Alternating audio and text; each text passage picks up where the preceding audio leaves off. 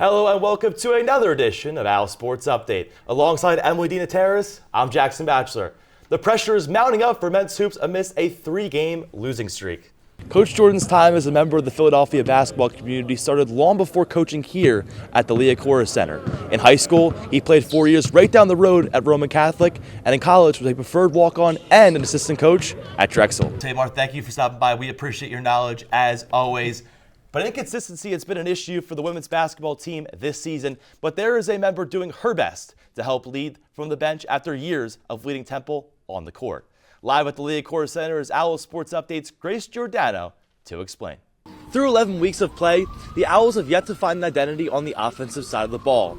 After putting up 400 yards of total offense in their previous matchup against East Carolina, the Owls failed to even put up 200 yards against Tulane. Welcome back to Owl Sports Update. It's not officially spring yet, but that hasn't stopped Temple football from starting off its spring off-season. On Tuesday, the Owls began their 5-week schedule. Of course, it's much too early to really get a feel for the team, but in Casey Keeler's second season, you could tell he's excited about his roster, especially with how they stack up against other teams in the American Conference.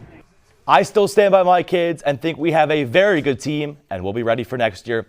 That's just a part of what head coach Diane Richardson had to say during the post-game news conference. Pat Delahan was on the call for the season-ending defeat, and he was also courtside for us with insight after Temple's final game of the season.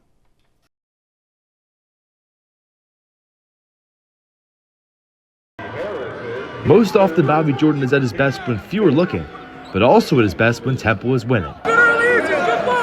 That's how it generally goes for valuable assistant coaches.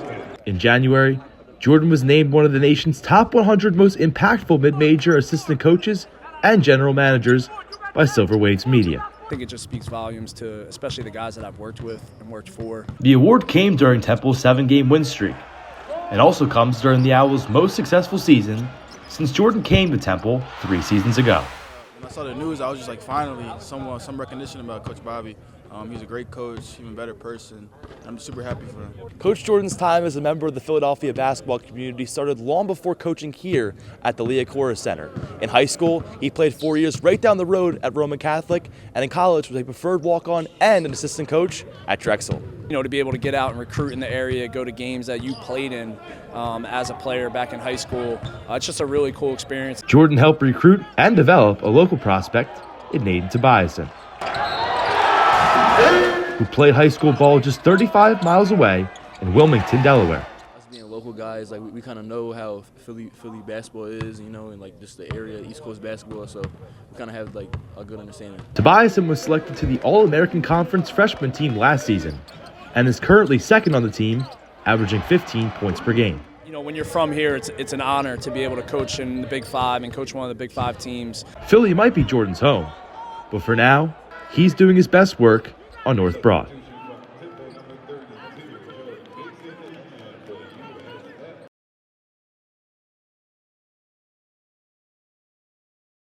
March Madness season is almost upon us, but let's start with the conference tournaments, specifically the American.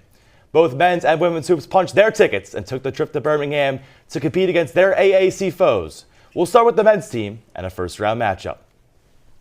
It wasn't easy, but the men's team squeezed into the 10th and final spot in the postseason tournament. The Owls made it interesting by losing 7 of their last 8. In round 1, the Temple Owls face off against the fellow Owls in 7-seeded FAU. It was a 9:30 Wednesday night tip-off at Legacy Arena. It was a tough contest throughout the first half, but here, Kanan Carlisle comes up with the loose ball and maneuvers his way past Darian Ford for the lay-in. He had 12 in this one.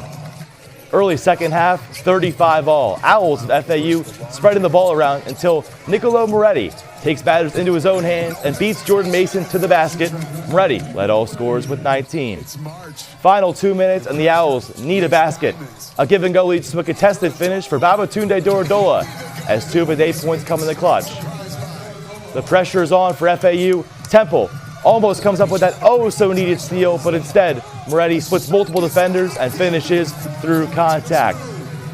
Owls down by 2 possessions and no timeouts left for them. Just like that, the season is over. 63-59, your final score. Niccolo Moretti went an impressive 7 for 9 from the field, including 3 for 3 from distance. Again, he led all scorers with 19. As for Temple, Darian Ford led the Owls with 16 points, but went 6 for 15 from the field. The Owls, they trailed for most of the second half and just couldn't get that steal at the end. So that means they're swept on the season series 3-0 to FAU. And as always, check out Owl Sports Update on Thursday at noon with Gabriel Linnington and Kayla Levine. Both air live on TU TV. She's Emily Dita Terrace. I'm Jackson Batchler. Have a great weekend and go Owls.